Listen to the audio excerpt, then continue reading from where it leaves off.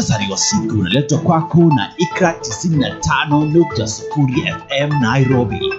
The station with a difference.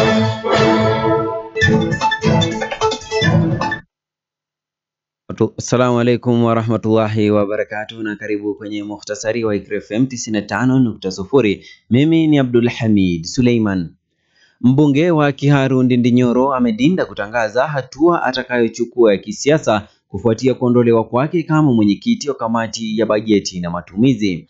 Akizungumza katika kikao na wanahabari katika ofisi yake ya KICC, Nyoro alitoa shukrani kwa fursa ya kuongoza mojawapo ya kamati kuu za bunge la kitaifa. Kuondolewa kwake madarakani wiki jana ambako kuna tafsiriwa pakubwa kama kukata uhusiano na Rais William Ruto kulichochea uvumi kwamba angetangaza hatua yake nyingine ya kisiasa. Na seneta mteule Gloria Orwoba amedinda kusoma msamaha uliotayarishwa kwa ajili yake baada ya kurejeshwa kwa seneti wiki chache baada ya kusimamishwa. Majibizano yalizuka kati yake na spika wa seneti Amason Kingi, hatua ambayo ilimlazimu kuondoka kwenye kikao bila kuomba msamaha kama ilivyoainishwa. Kulingana na Kingi, mojawapo ya masharti ya kurejea kwa Orwoba ni kuwasilisha ombi la msamaha kwa seneti baada ya kusimamishwa kwake kwa siku 70 kupunguzwa hadi siku 30. Alitarajiwa kusoma yaliyomo bila kuachwa au kuongeza. Na Mfalme William Alexander wa Uholanzi ameutaka utawala wa Rais William Ruto kuheshimu haki za kimsingi za kila raia kwa mujibu wa katiba.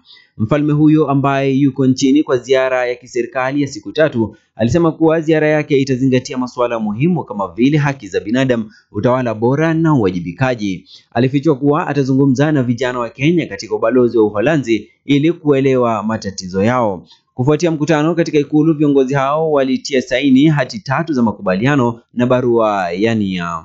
Na kimataifa ni kuwa jeshi la Israel linasema kuwa limefanya mashambulizi makubwa katika ukanda wa Gaza, huku wizara ya afya inayosimamiwa na Hamas ikiripoti kuwa zaidi ya Wapalestina 400 wameuawa.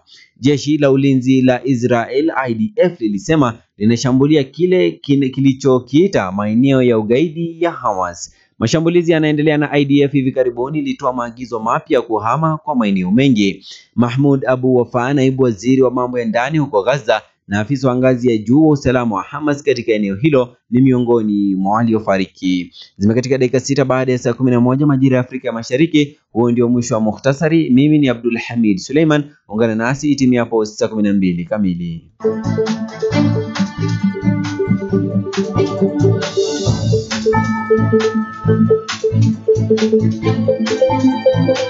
Kwa habari zaidi na matukio, endelea kutegea Ikra FM 95.0 au tupate mtandaoni moja kwa moja kwenye tovuti ya www.ikrafm.com au www.ikrafm.webradiosite.com, tukuangazie yote yanayojiri. Ikra FM 95.0, idhaa ya tofauti.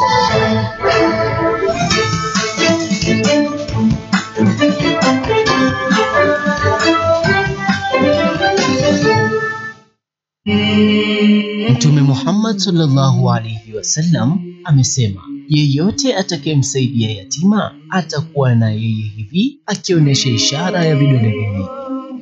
Sasa basi, hii ni fursa yako kumsaidia yatima na kujivunia